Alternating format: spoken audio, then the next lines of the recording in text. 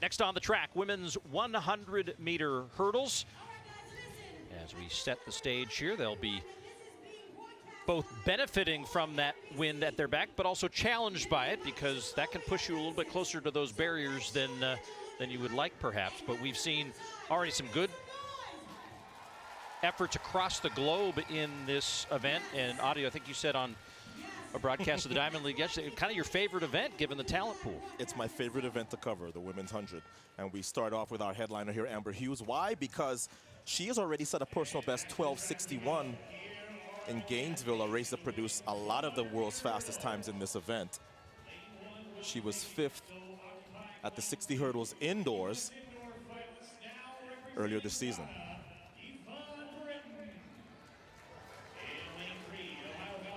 And here's Yannick Thompson. She has the fastest personal best in the field in 12.53. She was 5th at the Jamaican Championships last summer, but she did make the Tokyo Olympic team for Jamaica in the 100 hurdles. She'd be in lane 6. Semifinalist a couple of times as well at the World Championships. This has just been a cycle of global championships since that delay due to the pandemic, and Tokyo happening 1 year later. Then it was back for a World Championship in Oregon, back for a World Championship in Budapest. Now an Olympic year, and oh, by the way, there's a World Championship next year back in Tokyo. And why is this such a fun event to call? Nobody gets to sit on the throne as queen for very long. Jasmine Camacho Quinn wins the Olympics in 2021. The next year, Amusan sets the world record, wins the world title. The next year, Danielle Williams of Jamaica gets her 2nd. And now here we are in the Olympic year. Well, we talked about these wind conditions. For more on those conditions and how they may affect the hurdles, let's check in with Lewis. Lou? Yeah, Paul, you brought up a great point about how the wind can really affect hurdlers and how they try and get their steps right in between.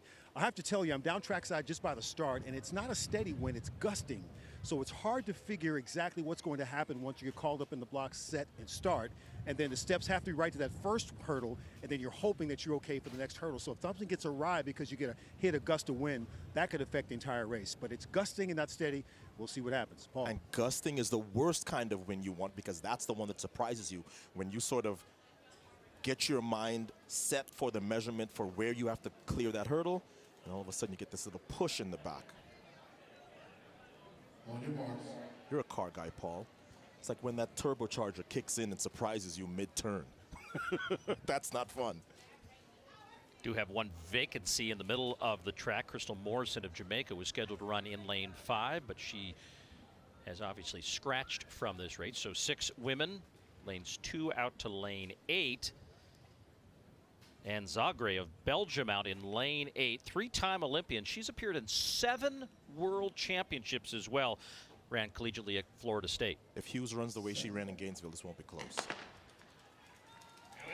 And first to the hurdle is Amber Hughes, and away from the rest of the field, Ebony Morrison trying to stay close, but not going to be close at all, and hits that final hurdle, does Hughes, but maneuvers through that safely. No one down or battling those hurdles with those winds, and Hughes takes the win here in 12:57, and wind aided 3.4 meters per second, almost 8 miles an hour. And if she seems like she's not thrilled with that performance, look, the time is not awful.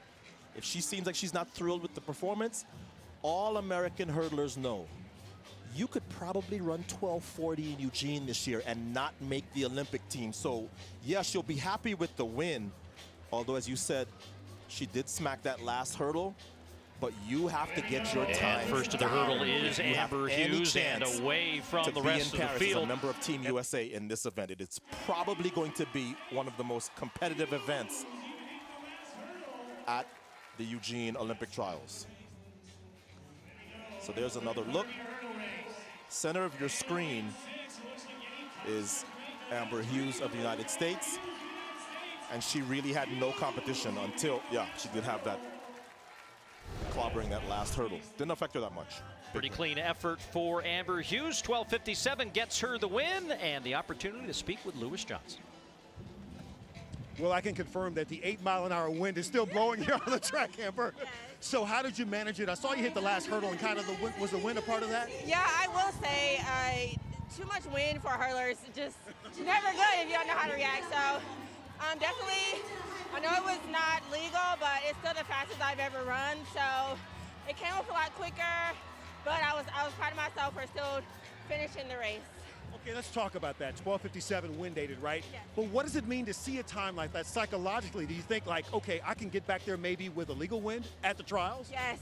Yeah, honestly, before the trials. I mean, this is my third race so far, and the second race, I hit a personal best, and you know, just to see my times continuing to drop, regardless of the wind, like it just means the most to me. You know, it's been a long road, but we're finally getting back on track. Alrighty, nice run. Enjoy the rest of your time here on the island. Thank you. Bye-bye.